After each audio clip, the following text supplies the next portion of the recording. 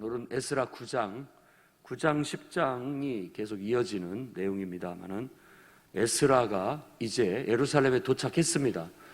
예루살렘에 도착해서 방백들의 보고를 받는 장면으로 시작이 됩니다.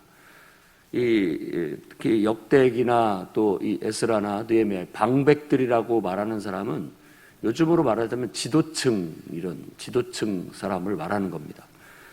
지도층들이 와서 보고를 하는데 그 주된 내용이 바로 이 거룩한 유대인 우리 민족이 이방인 각종 다양한 민족들의 아들과 딸들과 통혼함으로 인하여서 순수성을 잃었다라는 것입니다. 그러니까 이것을 혼합결혼 이렇게 말합니다. 그것을 보고하자 에스라가 그것을 듣고 반응하기를 옷을 찢고 기가 막혀 주저앉았다라고 그렇게 얘기합니다. 이거 있을 수 없는 일이다라는 그런 표현이죠. 그리고 하나님 앞에 6절에서부터 15절까지 끝까지 바로 에스라가 하나님 앞에 설교적인 기도를 하는 내용으로 담겨져 있습니다. 일단 이 설교적인 기도에 대해서 말씀을 드리자면 기도인데 그 기도 속에 설교하는 듯한 내용이 들어가는 걸 이제 설교적인 기도라고 합니다. 근데 우리들이 교회에서 이렇게 대표 기도라고 했을 때 이 대표 기도는 회중을 대표해서 내가 기도한다라는 의미도 있고 회중들이 함께 기도하는데 내가 기도를 이끌고 간다라는 그런 의미가 있는 겁니다. 그러니까 그게 바로 대표 기도예요. 그러니까 앞에 나와서 기도로 인도해 주시겠습니다라는 말은 내가 이 사람들은 내 기도를 다 듣고 있고 내가 대표로 기도를 하는데 내가 기도하는 것을 회중이 함께 기도한다는 의미입니다. 함께 기도하는 거예요. 그래서 대표 기도를 할 때는 너무 사사로운 기도를 집어넣으면 안 됩니다. 왜냐하면 모두가 함께 기도하는 내용을 적고 또 추려야 되고 그렇게 기도를 하는 것이 마땅합니다. 그리고 난 다음에 끝맺을 때 항상 기도했습니다라는 것이 아니라 기도합니다. 현재형으로 쓰는 것이 가장 적절합니다. 기도를 해버렸다라고 물론 이제 내가 다 했으니까 과거가 되겠지만은 과거로서 마무리를 짓는 것보다는 내가 기도합니다라고 하면서 마무리를 짓는 것이 마땅하고 모든 사람들은 앞에서 기도 인도하는 사람의 기도를 따라서 함께 기도하는 것이 대표 기도예요. 내 기도를 다 듣고 앉았고 또 평가하고 있는 것이 아닙니다.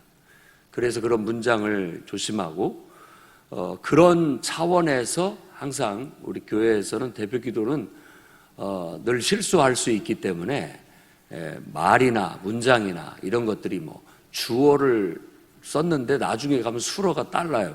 왜냐하면 막 문장이 섞이고 말이 섞이고 단어가 섞이고 이러다 보니까 그래서 가능한 한 공식적인 앞에 나와 기도를 인도할 때는 항상 적어서 하는 것이 바람직하고 끝 마무리는 항상 기도합니다. 현재형으로 쓰는 것이 바람직하고 예수님의 이름으로 기도합니다라고 그렇게 했을 경우에는 바로 그것이 어떤 무슨 주문 같은 것은 아닙니다. 이 예수님의 이름으로 기도한다라든지 말이나 일이나 다 주 예수의 이름으로 하고라고 하는 말씀의 실천인데 그건 신앙 고백입니다. 예수님의 이름으로 기도했습니다라는 것은 예수 이름 자체가 예수님은 나의 구원자고 예수님은 나의 왕이시고 우리의 인생의 주인이시라는 신앙의 고백이 예수 이름으로 기도했습니다라는 기도드립니다라는 그 말 속에 담겨져 있는 것입니다.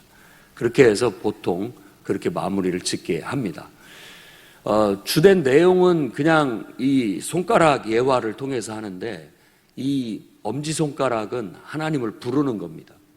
그리고 이 검지는 하나님을 찬양하거나 감사하는 내용. 그 다음에 가장 긴 이 가운데 손가락은 우리의 죄를 회개하는 겁니다.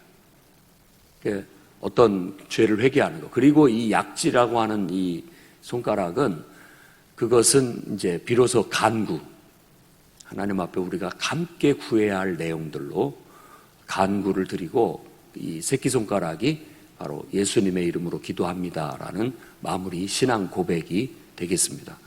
그렇게 구성을 하면 잘 짜여진 기도가 될 수 있고 대표 기도가 될 수 있습니다. 이렇게 대표로 기도를 인도할 때 우리가 이 기도 속에 가만히 보면은 어떤 늘 교회나 성도들을 이렇게 생각하면서 기도하다 보면은 그 사람들의 고쳐야 할 점, 또 달라졌으면 좋을 점, 이런 것들이 나도 모르게 기도 속에 이제 들어가는 거죠. 이렇게 해달라고 하는데 사실은 그런 내용들이 교훈이 되기도 하고 또 어떨 때는 책망이 되기도 하는 겁니다. 그런데 이 회중을 대표해서 기도를 인도할 때는 그런 걸 너무 과도하게 쓰면 안 됩니다. 막 기도로 책망을 하는 사람이 있어요. 대표로 기도로 나와가지고 마치 어디 모임에 안 나온 사람을 막 책망하기도 하고 기도 안 하는 사람을 마치 막 책망 꾸짖고 지적을 하듯이 기도를 하는 경우도 있거든요. 그런데 그런 것들은 좀 불쾌함을 느낄 수 있는 바고, 또 모두가 마음을 합해서 기도해야 되는데 너무 지나칠 경우에는 그런 것들이 오히려 해가 될 수 있습니다. 그런데 그렇게 할 수 있는 사람이 있어요. 에스라 같은 사람. 그래서 그 내용이 그런 어떤 설교적인 내용이 들어가고 교훈적인 내용이 들어가는 겁니다. 근데 제가 이 설교적인 기도에 대해서 지금 회중 기도에서 하는 경우 그것에 대한 좀 자제를 부탁하려고 이 얘기를 드리고 있는 겁니다. 기도를 하는데 설교를 하는 것 같아요. 무슨 말인지 알아요? 너무 길거나 마치 설교를 할 때는 이렇게 회중한테 이렇게 권면하듯이 하는데, 기도도 마치 이게 우리가 하나님을 향해서 우리의 마음을 이렇게 올려드리는 건데, 이게 하나님을 향한 것이 아니라 이 사람들을 향해서 마치 들으라는 식으로 이렇게 기도 문장은 문장인데 너무 지나치게 그렇게 하면 저 사람이 지금 뭐 하고 있나, 때로는 그런 의아할 경우가 있을 수가 있습니다. 그래서 그런 것들을 좀 삼가해서 여러분들도 대표 기도를 잘 할 수 있습니다.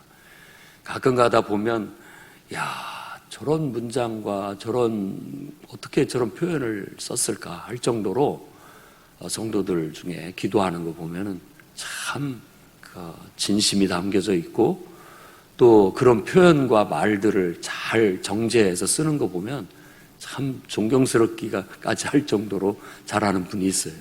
저런 분들은 설교를 해도 참 잘하겠다, 많이 준비를 했구나, 그런 거죠.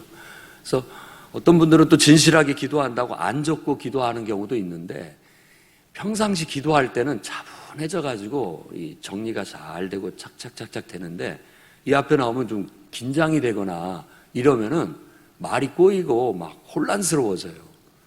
그러다 보면은 같이 막 기도를 해야 되는데 마음을 이렇게 집중을 못할 수가 있으니까, 가능한 한 적어서, 앞에 나온 사람은 그걸 기도로 준비하면서 적어서 그걸 진실되게 하나님 앞에 내가 회중들과 함께 기도한다는 마음으로 기도를 이끌게 된다면 모든 사람이 같이 은혜 받고 아멘으로 화답할 수 있게 되리라고 생각됩니다. 그렇게 대표 기도도 용기를 내셔서 참여하시고, 예배라는 건 그렇게 함으로써 은혜도 받고 또 내가 더 성장하기도 하고 성숙되게 되기도 합니다. 자, 오늘 말씀에서 이제 방백들의 보고를 듣고 에스라가 옷을 찢고 기가 막힌 이유들 한번 살펴봐야 되겠습니다. 이게 혼합결혼인데, 그러면 유대인들에게 원천적으로 이방인들과 통혼하는 것이 금지되었느냐? 사실 모세의 율법에서 그것을 금하는 듯 합니다. 그러나 그 목적을 잘 알아야 됩니다. 이 목적의 통혼을 금지하는 목적은 그들이 영적으로나 도덕적으로 굉장히 타락해 있기 때문에 그것을 본받을까 염려하기 때문입니다.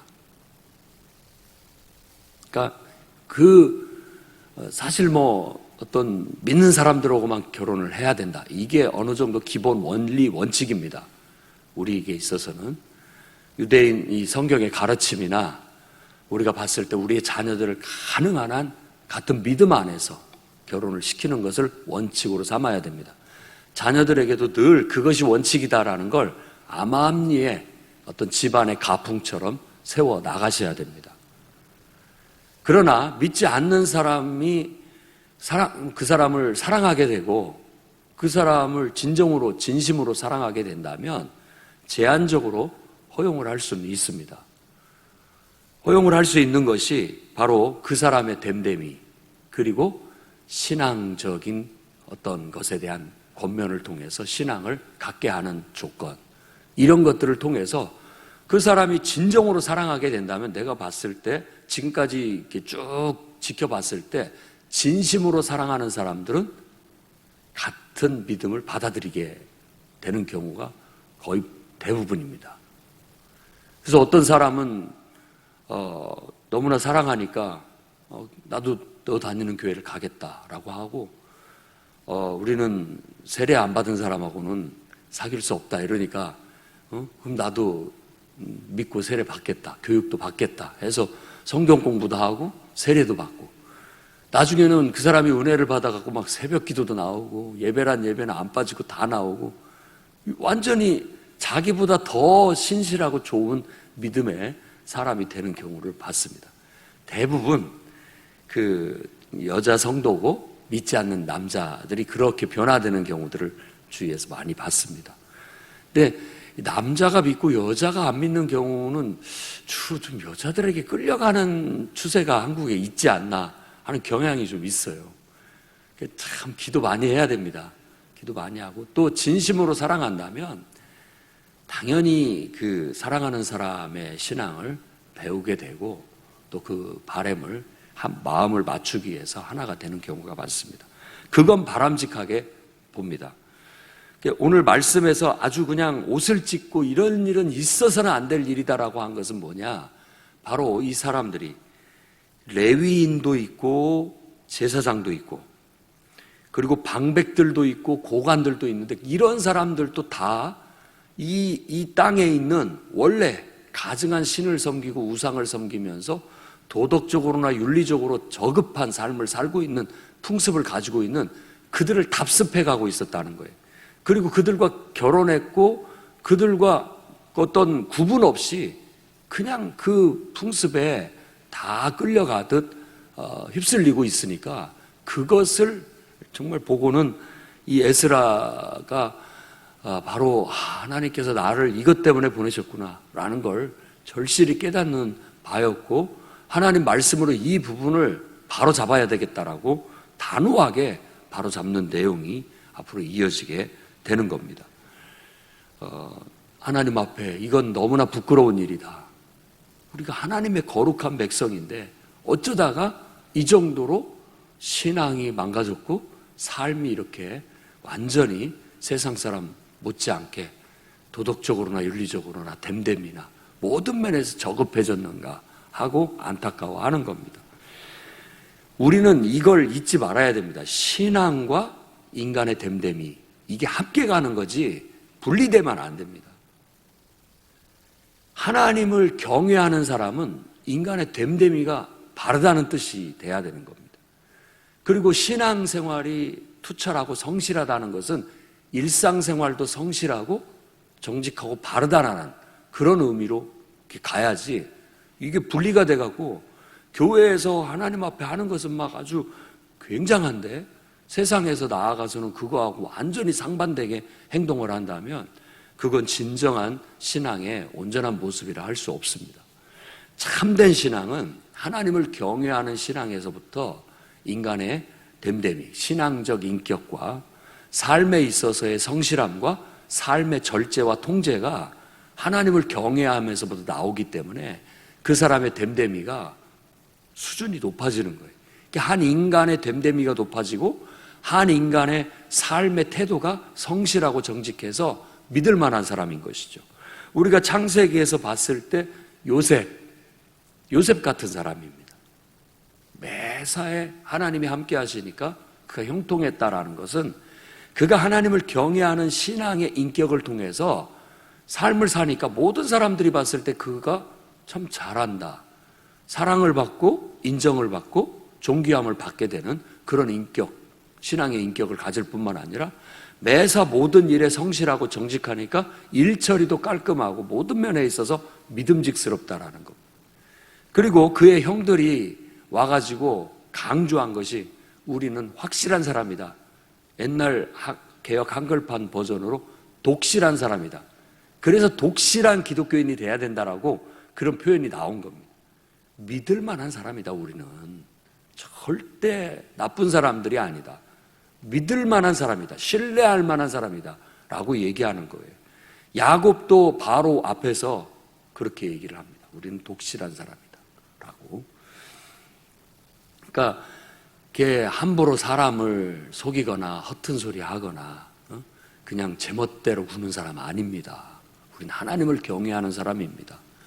그렇기 때문에 매사 모든 면에 있어서 항상 절제할 줄 알고, 또 용기를 필요로 할 때는 용기를 발휘할 줄 알고, 또 지혜와 총명이 있어서 모든 일들을 성실하고 바르게 잘하는 사람들입니다 라고 그렇게 보는 겁니다. 근데 지금 이 에스라가 와서 봤을 때, 파악했을 때, 보고를 받았을 때, 지금 이 예루살렘에서 성전은 건축됐고 예배는 드리고 있지만 이 사람들의 생활이 무질서하기 그지없고 신앙인의 인격이라고 할 만한 사람들이 드물고, 이게 제대로 된 믿음 생활을 하는 사람이 드물고, 모든 면에서 삶의 질서나 도덕적인 윤리적인 수준도 밑바닥에 있다라는 걸 보고 옷을 찢고 이렇게 했다라는 거예요. 그냥 단지 이방인하고 결혼해서 산다는 것만이 문제가 아닌 거예요. 그걸 통해서 온갖 신앙도 완전히 짬뽕 돼가지고 이거 뭐 하나님을 믿는 것인지 안 믿는 것인지 알아볼 수가 없을 정도로 희석되어져 있고, 또 완전히 삶의 질서나 이런 면들도 가나안의 옛날에 굉장히 하나님이 싫어해서 다 이것들은 청소해내었던 그런 또 못된 세상적인 풍습들이 막 난무한 거예요. 저는 세상을 잘 모릅니다만 가끔 듣는 이런 세상 풍속들 보면 정말 악하고 음란하기 그지없습니다.